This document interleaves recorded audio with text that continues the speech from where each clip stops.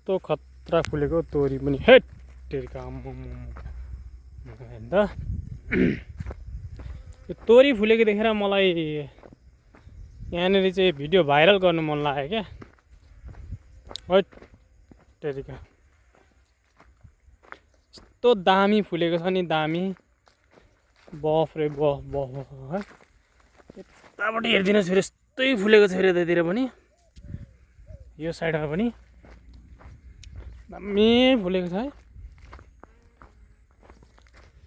यस्तो झकास तरिकाले फुलेको बफ यस्तै फुल्यो भन्दा नि तोरी पनि कति चाहिँ फल्छ हो नि, यति दामी फुलेको छ नि। मिरिरिरिरिरिरिरिरि तर अलि पानी कम भएको रहेछ, पानीको चाहिँ अभाव भएको जस्तो लाग्यो मलाई तोरीमा। तर भन्दा तोरी चाहिँ दामी फुलेको हो क्या, मान्नुपर्छ यतिकोलाई चाहिँ। तोरी चाहिँ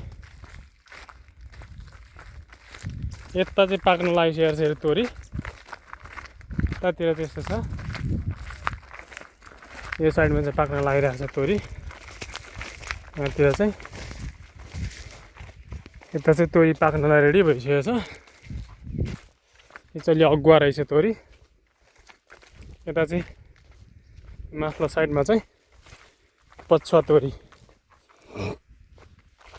रहेछ।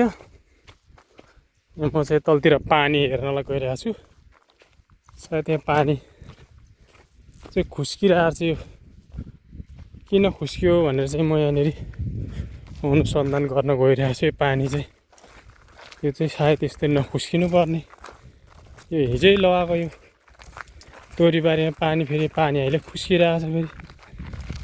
हेर्दैछु म कसले चाहिँ खुस्कायो त यहाँ पानी पुरा। यहाँ त पानी खुस्केर गएर जल थल भएछ नि यहाँ त। अनि बफ रे बफ ल हेर्नु त,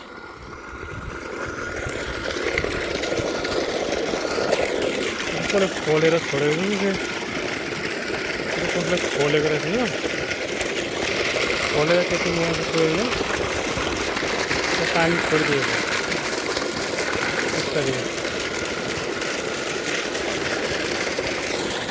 यसरी खोलेर छोड्नु नहुने होइन,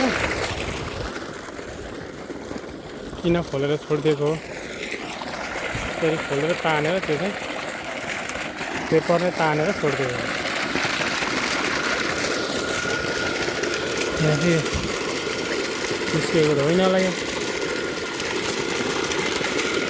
खुस्किएको यहाँ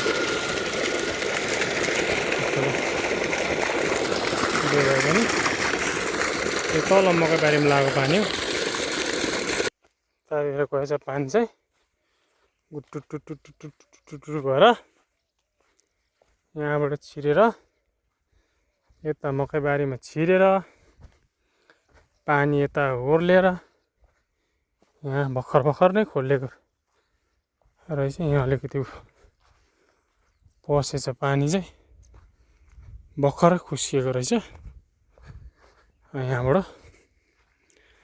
पाइपलाई सोझो बनाएर हुँदो तल्लो गहिरातिर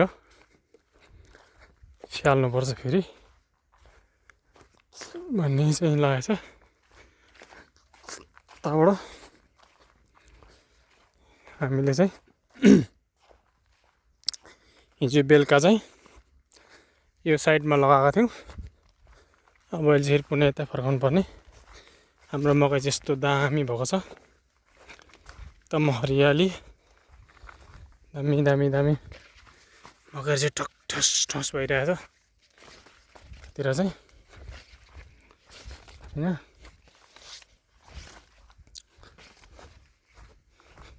यो साइडबाट चाहिँ यता भिजेर पनि सकिसकेको छ, यता भिजिसकेको छ।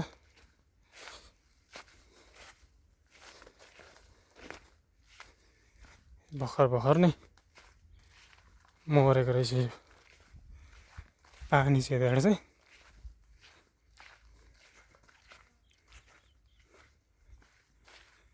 अब लगभग यतातिर भिजिसकेको छ। यस्तो दामी भएछ। यतातिर यो चाहिँ हाम्रो मकैबारी। यतातिर